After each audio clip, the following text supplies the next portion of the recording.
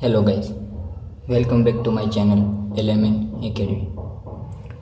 In today's video, we are going to learn how to answer the case study. In your examination, the case study consists of 6 to 8 marks.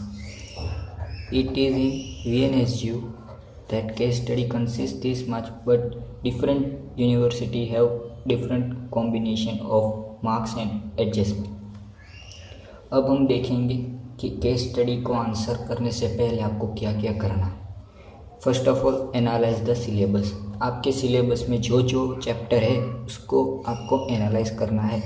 अब इस video में मैं FY same 1 का syllabus discuss करूँगा और उसके according मैं आपको पढ़ाऊँगा। पर केस स्टडी आपको सेम 1 से सेम 6 से तक सेम ही है। वेटेज 6 to 8 मार्क्स और सारे बीकॉम लेवल में वो सेम ही है। तो सेम 1 के लिए अगर आप पढ़ रहे हो तो आप सेम 1 में आपके सिलेबस कौन कौन से, एडमिनिस्ट्रेशन यानी कि मैनेजमेंट, प्लानिंग, ऑर्गेनाइजेशन जिसमें सेंट्रलाइजेशन डिसेंट्रलाइजेशन इन्वॉल्व है, कंट्रोल एंड एंटरप्रेन्योरशिप डेवलपमेंट।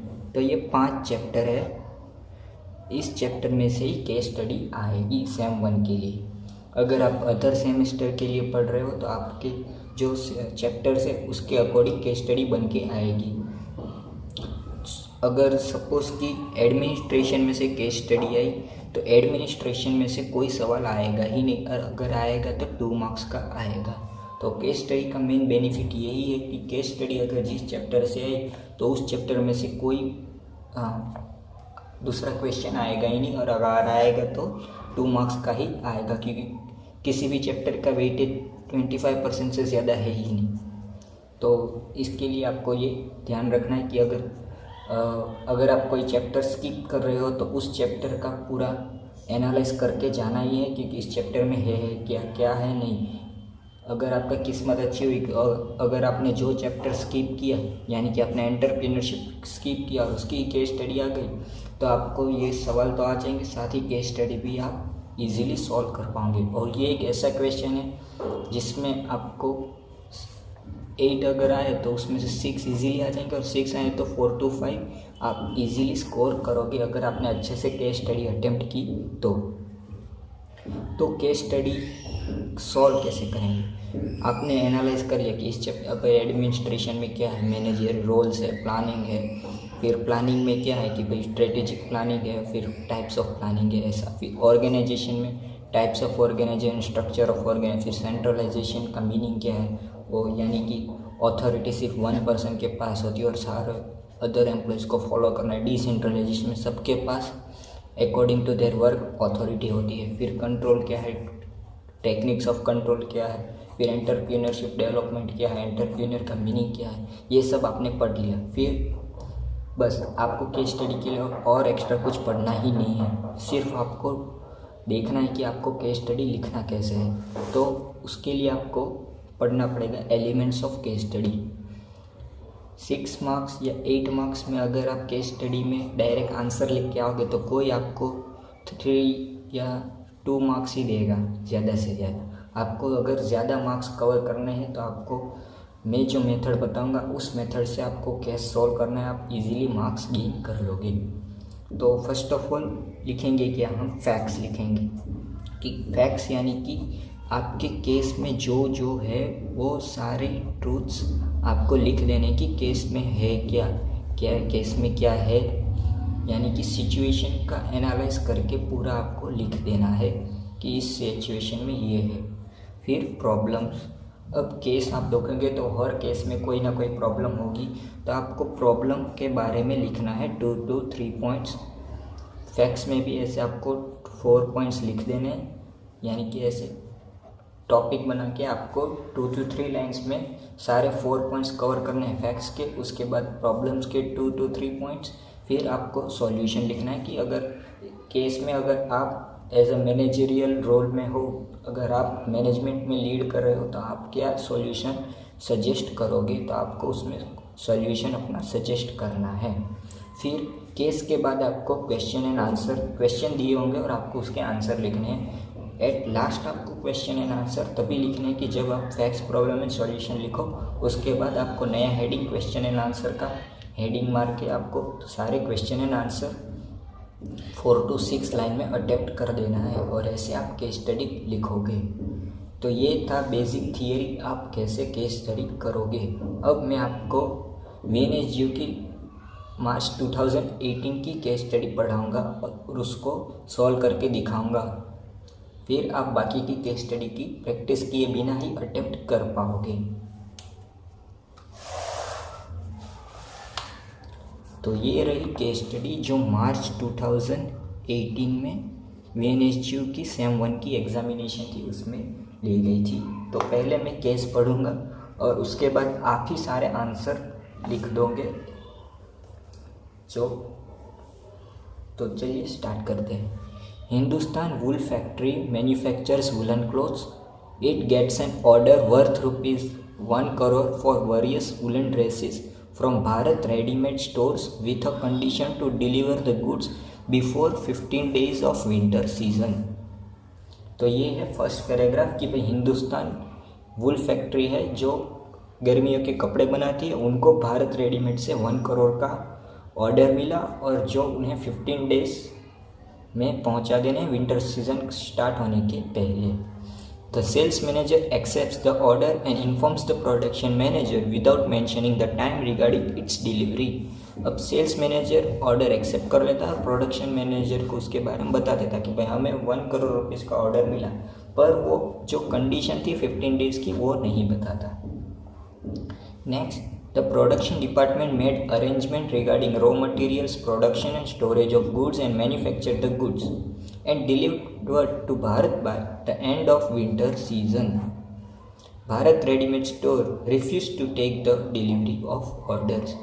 तो अब केस में है क्या वो आप पहले ध्यान एक बार में ही आपको समझ आए कि भाई 2 कंपनी हैं, एक ने दूसरे का ऑर्डर दिया, फिर ये कंपनी के सेल्स मैनेजर ने एक्सेप्ट कर लिया।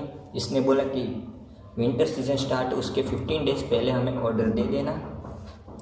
प्रोडक्शन मैनेजर को सेल्स मैनेजर ने ये बात बताई नहीं, फिर प्रोडक्शन मैनेजर ने अकॉर्डिंग सारा प्रोडक्शन किया और प्रोडक्शन डिले हो गया और जब 15 डेज़ के पहले मिलना चाहिए था और 15 डेज़ बाद मिला जबकि सीज़न ख़त्म होने वाली थी तब।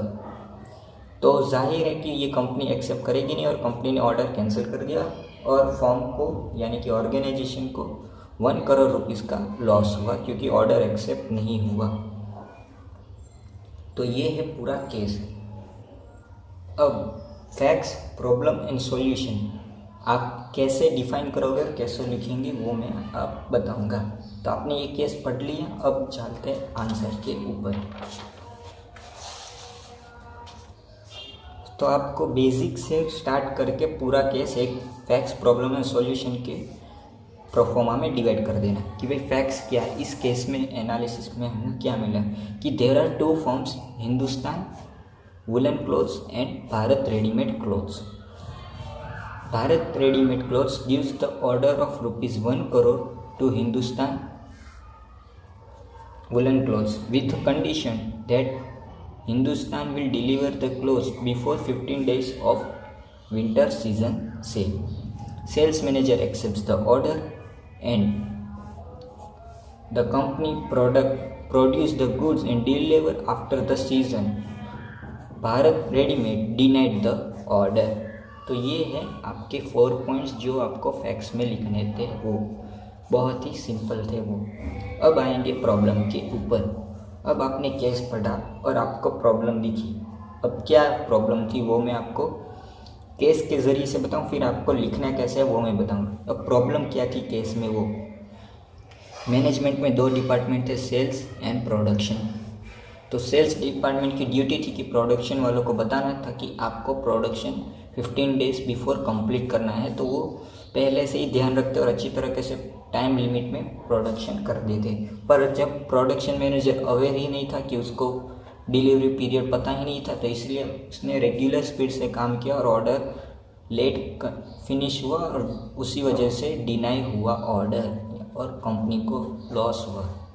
तो अब इसमें मेन क्या था, lack of communication and lack of coordination. अब कम्युनिकेशन कैसे, अब दोनों डिपार्टमेंट में जो म्यूचुअल अंडरस्टैंडिंग नहीं थी और सेल्स मैनेजर ने ज़रूरी नहीं समझा कि प्रोडक्शन मैनेजर को पूरी डिटेल में बताना है, तो लैक ऑफ कम्युनिकेशन यानी कि जो इन्फॉर्मेशन ऑर्डर की थी वो पूरी तरह से प्रोडक्शन डिपार्टमेंट को पहुंचाई नहीं गई।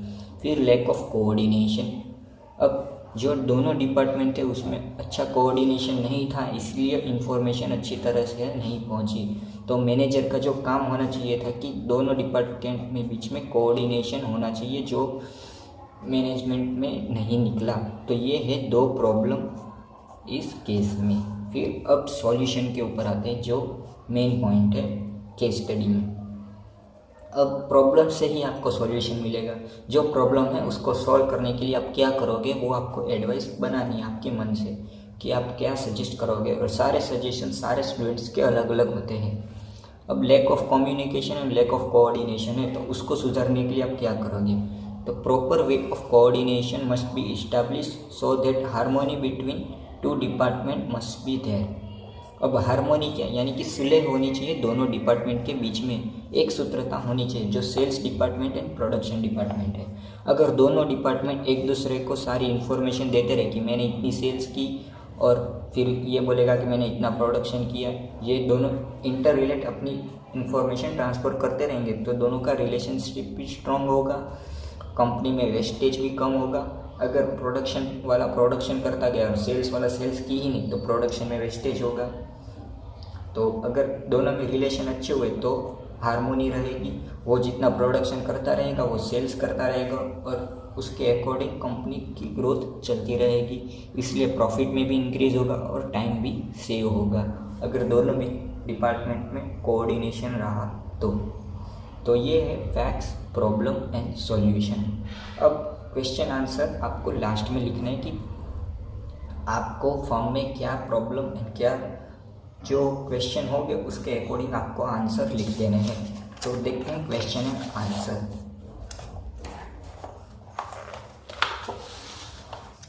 अब पहला क्वेश्चन ये रहा कि which manager problem is involve in this case, तो आपको लिख देना है कि lack of communication and lack of coordination was not there between production department and sales department। तो ये है पहला केस का पहले क्वेश्चन का आंसर। अब second, which kind of advice do you give as a management expert and why. अब इसमें भी आपको जो आपने सॉल्यूशन में लिखा वो ही घुमा फिरा के आपको लिख देना है कि as a management expert I will advice the firm to establish a good coordination and well organized communication method between both sales and production department। ये है आपकी एडवाइस। अब वाई आप क्यों दोगे, because if there is harmony between 2 departments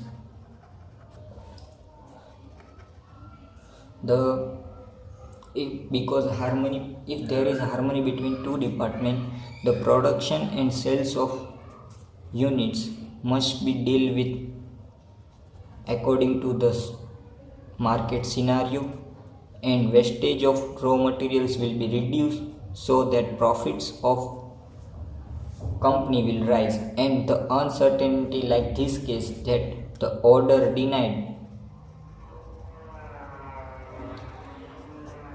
will not happen in future. अब हिंदी में आपको बोलूँगा कि क्या आपको सुझाव देना है कि अगर दोनों डिपार्टमेंट के बीच में हार्मोनी हुई तो कंपनी में वेस्टेज कम होगा, उनका कॉस्ट कटिंग होगा, कॉस्ट लेस होगा, उनके प्रॉफिट होगा। और जैसे इस केस में आपका 1 करोड़ रुपीज़ का ऑर्डर डिनाई होगा due to lack of time and due to lack of communication, वैसी गलती आप फ्यूचर में नहीं करोगे।